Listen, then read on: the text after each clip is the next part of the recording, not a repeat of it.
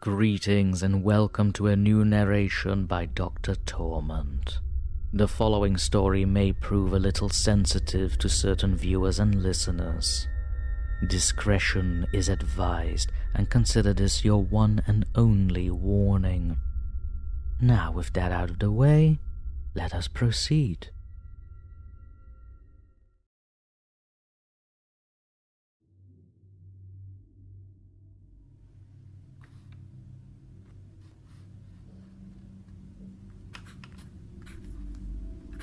He lost his eyes at work. It sounded like a joke, 2 eyes walk in a bar like that.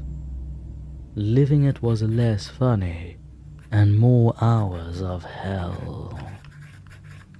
The steam pipe near his bench had popped on a bad weld, and everything above his nose was a single large 3rd-degree burn.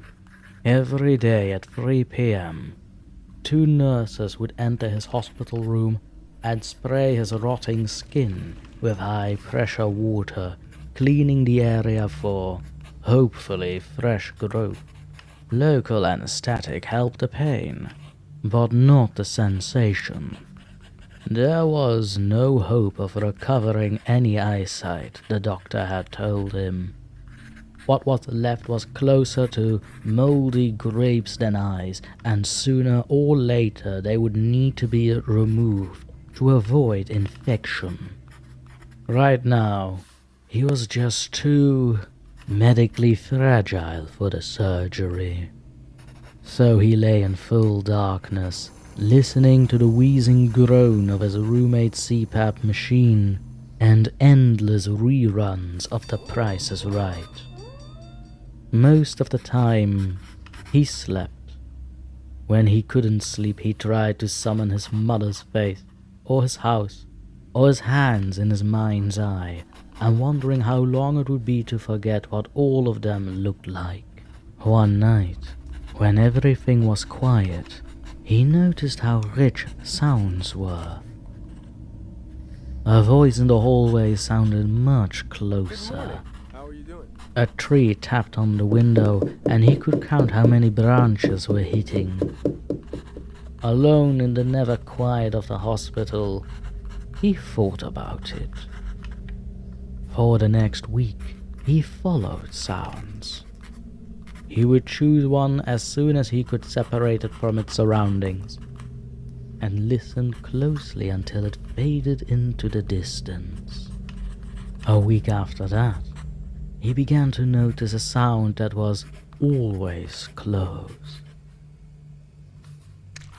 No matter the time of day, the sound squelched and rolled around him. It was close, and when he tried to imagine what it might be, he could only picture the creature from the Black Lagoon looming over him. He asked the nurses a few times, but they didn't have anything for him but sympathetic noises and pain. His room was empty when he figured it out.